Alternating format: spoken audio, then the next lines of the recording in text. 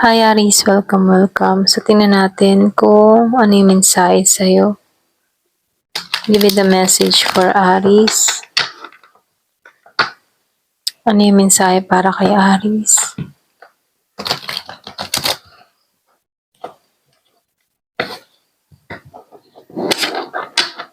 Give me the message for Aris. Ano yung mensahe para kay Aris?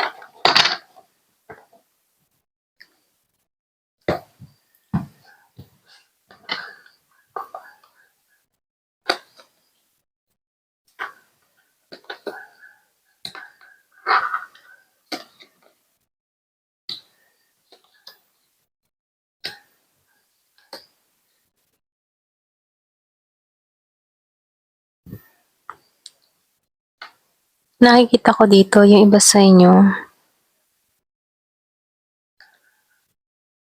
Yung bang tipo na may mga problema kang kinakaharap pero magiging balanse, okay? Kung ano man yung mga problema mo, pwedeng meron kang problema sa pera, pwedeng merong gumugulo sa isipan mo, or pwede rin meron kang, yung ba tipong sinusubo ka sa panahon ngayon, ano? So, magiging okay ang lahat. Ito lang yung mensahe, ano? Magiging balance ang lahat. Nakikitaan ko dito, no? Yung iba sa inyo, meron akong nakikita ditong taong parating sa buhay mo. Kung meron kang kadiling na Aries, Leo, Sagittarius, pwedeng itong tao na to, pwedeng gusto ng tao na to yung balance kayong dalawa, or pwede rin meron tong gustong ayusin sa'yo. So, lumalabas nakikitaan ko dito pagkikitang muli or pwedeng isopresahin ka ng tao na to. Yung iba sa'yo pwedeng nasa LDR situation ka. So, kung madalas na makita yung 222, 1111, 444, meron tong kahulugan sa'yo. Okay, meron tong malalim na mensahe sa'yo. So, nakikitaan ko dito meron pagkikitang muli dun sa iba. So, dito, lumalabas din dito. Yung iba sa inyo meron ditong malalim. Merong malalim ang nararamdaman, merong lihim na nakapaloob. Kung meron kang kadiling na Scorpio, meron tong mga tinatago or meron tong nilihim sa'yo. Okay, yung iba sa inyo nakikitaan ko dito. Meron taong umalis sa buhay mo. Okay, yung iba sa inyo merong umalis sa buhay mo na kung saan meron siyang malalim na dahilan kung bakit umalis siya sa'yo. Okay? So, meron tong mga nilihim, pwedeng labag din sa kalooban niya yung alisan ka, pero kailangan, or pwede rin merong mga taong hadlang kung bakit siya umalis dito, mga ganun, no? So, meron lang akong nakikitang tao na naglihim siya na inalisan ka. Okay? Lihim siyang umalis pero masakit para sa kalooban niya. Yung pinaka-reason kung bakit ka inalisan ng tao na to. So, nafe-feel ko dito, inalisan ka dito ng may lungkot. Ayan, malungkot din siya dito. So, dito, lumalabas din dito. Yung iba sa inyo, nakikitaan ko dito, andito ka sa moment na kailangan magtipid or pwede rin yung iba sa inyo nag-iisip ka dito na kailangan na mag-ipon, kailangan na magtipid. Kumbaga, andito yung pag-iipon. So, nakikita ko dito pwedeng pinaghahandaan mo yung future mo or pwedeng meron kang pinaghahandaan dito, meron kang pinag-iipunan, meron kang gustong mabili, ganon. So, lumalabas dito, meron ditong taong nag-iipon. Meron siyang gustong gawin, meron siyang binabalak. Ganon yung energy ng tao na to.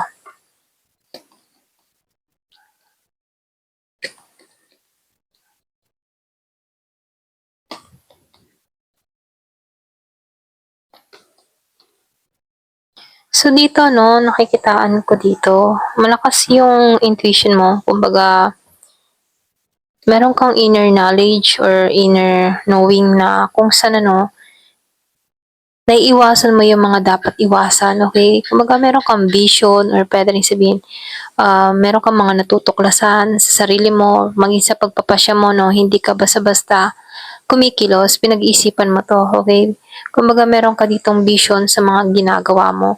Malakas yung intuition ng iba, malakas yung kutob mo, or pwede rin malakas lang yung sense mo, okay? Kumbaga, nakikitaan ko dito, magaling ka din bumalanse, okay? Kumbaga, alam mo yung ginagawa mo at alam mo yung kahihinatnan, okay? Para bang naiiwas mo yung sarili mo sa maling desisyon, ganyan. Kumbaga, alam mo na yung mangyayari, kaya iniiwas mo na, ganon.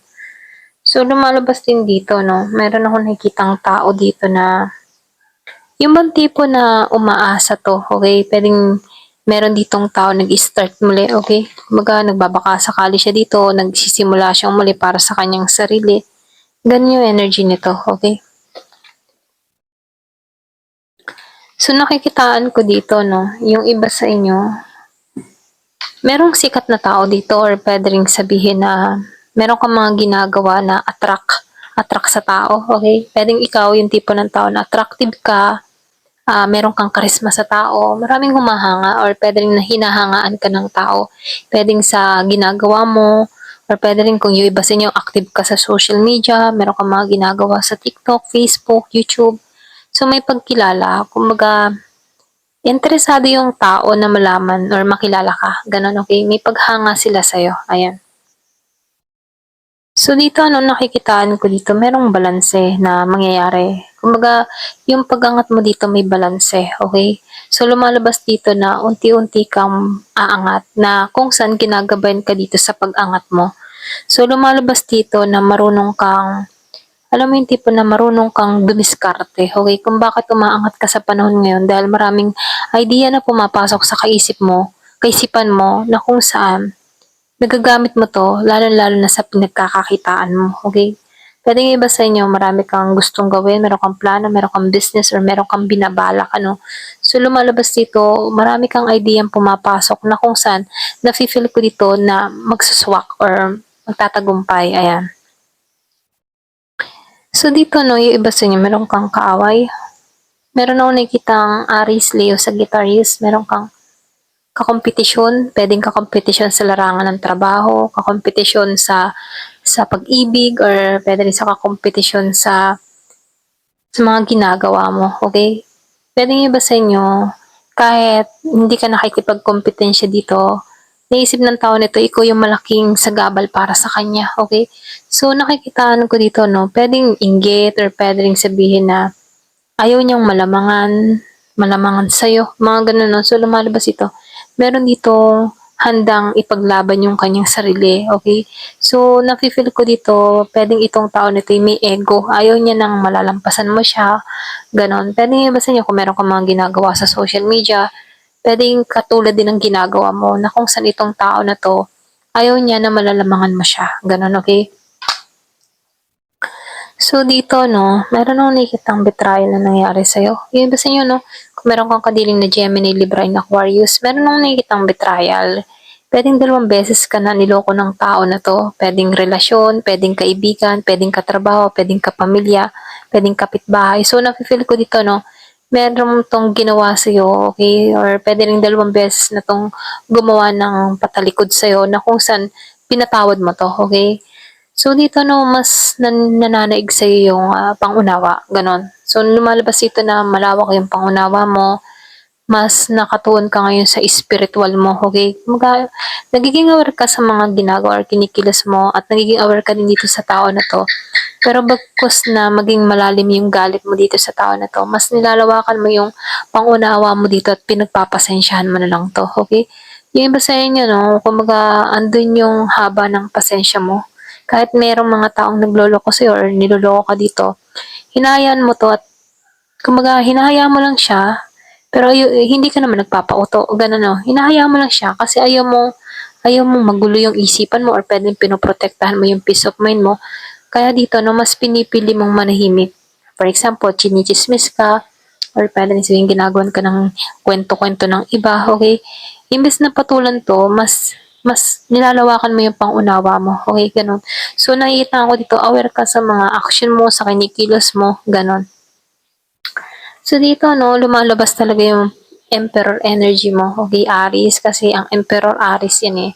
So nakikitaan ko dito nagiging kang matatag sa panahon ngayon kahit may mga pinagdadaanan ka sa buhay, naninindigan ka para sa sarili mo. So lumalabas din dito na may ayan, excuse me, may awtoridad ka, okay? So lumalabas na may awtoridad ka dito.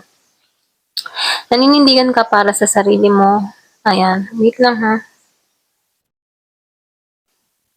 Ayan, wait lang ha, nasa mid ako, okay? So dito, ano nakikitaan ko dito, andito ka sa kalakasan mo, katatagan mo. Naninindigan ka sa mga binibitawan mong salita. So nakikita ko dito may pagka-prangka ka din. Hindi ka nagpapaka-plastic, nagpapakatotoo ka dito. Ito rin na-feel ko sa'yo. So tingnan natin yung mensahe pa sa'yo. Ayan, so yung advice na lang sa'yo.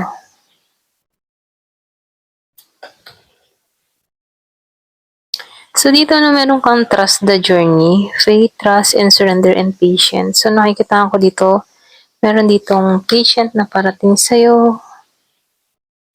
Yung sinabi ko kanina, aware ka sa mga bagay-bagay. At ito na nga, no, aware ka talaga sa mga action mo, sa mga kinikilos mo. Hindi ka basta-basta nagiging padalos-dalos dito. At sa mga problemang dumarating sa'yo, nakikita ko dito, sinusurrender mo ang lahat. Nagtitiwala ka sa process dito, okay? Ayan, ito lang nakikita ko. Ayan, thank you for watching. Love and peace.